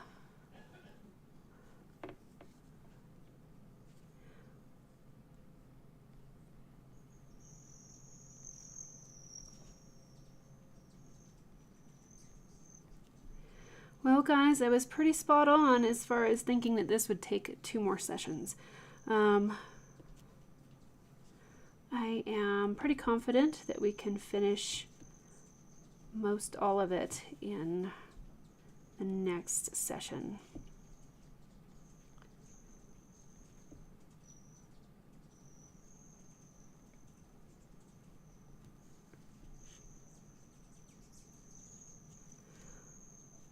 Alrighty, so looking sideways. There we go, that's better. So I did another layer in here to kind of push those darks. I think it needs to be softened a little. So I'm going to do that next, is soften it just by dropping this point down into a flatter position and doing more of that side shading, because I want Kitty to look soft and fluffy and not coarse like a bristle brush. Absolutely not. Yeah, branches, tree branches, they are not symmetrical either. You do find symmetry in certain things, but nature loves to be random. The veins of a leaf are wild and crazy. They're not going to be symmetrical. And then you've got some of those other really cool things like sunflowers with the seed pattern. It's based off of the Fibonacci sequence, the golden spiral, and all the mathematics and stuff like that. You can get spiral ferns that also have a lot of mathematics to them and symmetry off the charts. But I think a lot of other organics in nature don't have that. I'm going to soften out this transition here between the light and the dark.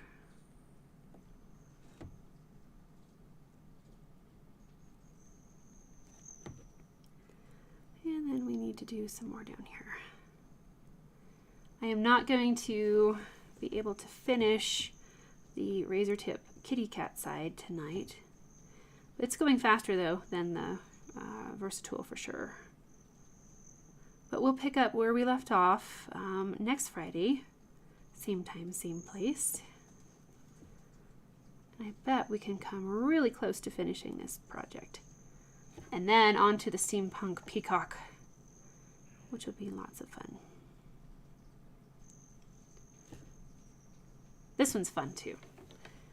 I'm really enjoying this. This has been quite the challenge for me to practice with each of the different tools, the burners. If you guys ever get a chance to try this, I really recommend it. If you're not comfortable splitting the picture in half like this, you can always just do 2 copies of the same project. You know, maybe something smaller, about this big or so, would give you a good experiment to try the different tools.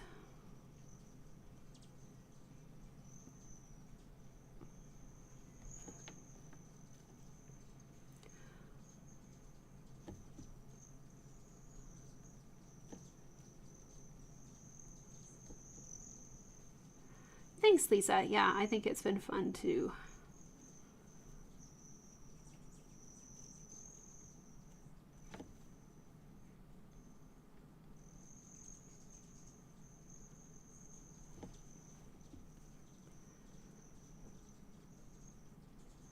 And I don't know about you guys, but I think that this live stream went by really fast. Sometimes they go faster than others for me, and this one seems to have gone by really fast. Time flies when you're having fun.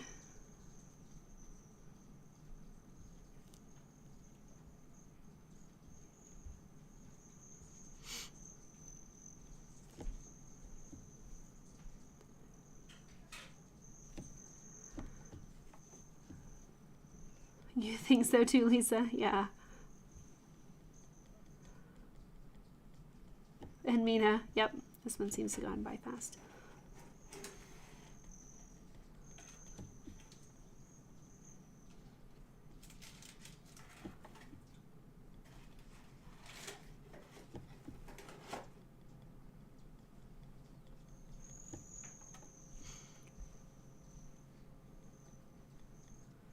Kind of rounding off the mouth here with some really soft light shading. I've got the point rocked about as flat as I can without putting the whole thing on the wood.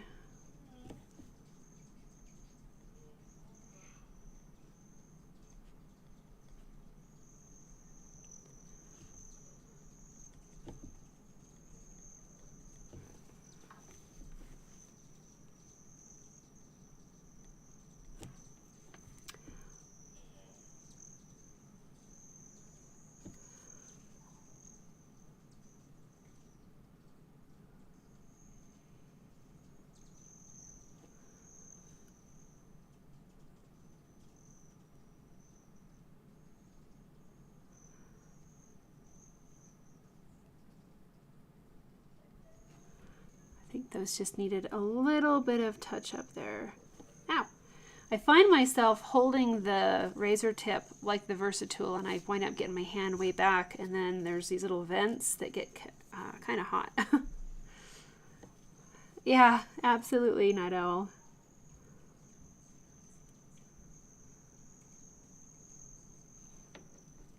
Hopefully that wasn't too dark. All right.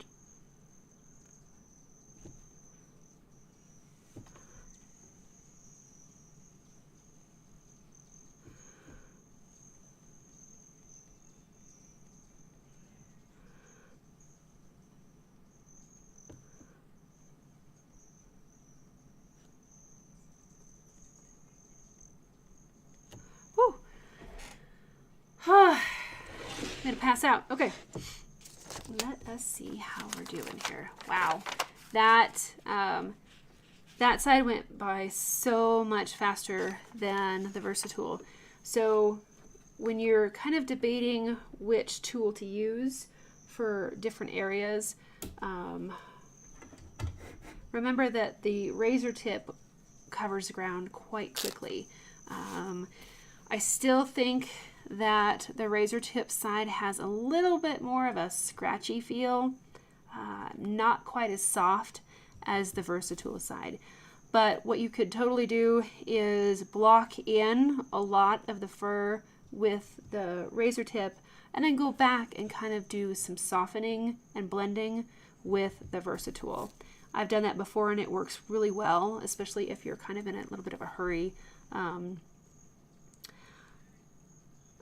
there's still areas that I haven't got to yet. Oh my gosh, there's a deer in the yard. Where's our cat? Anyway, there's still a couple areas that I didn't get to. I still need to kind of work on this section here. Maybe blend a little bit in there. Soften around here a bit more. And then we're going to darken up this area down there. And then as far as the flowers go, I think that they could use a touch up as well on the Razertip side.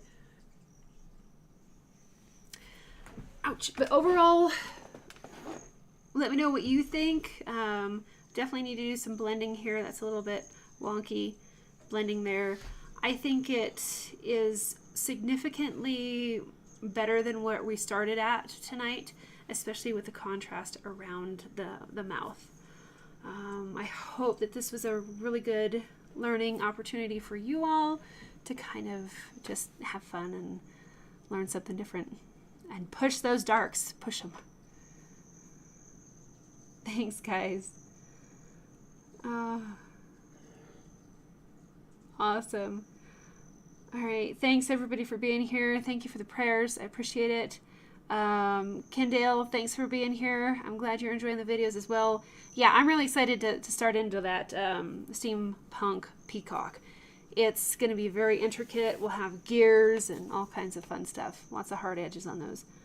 Thanks, Mina. I really appreciate it. Okay, so I will see everybody next Friday, and we will finish up this project one way or another. All right. Thanks again, guys, and I will see you next week. Bye.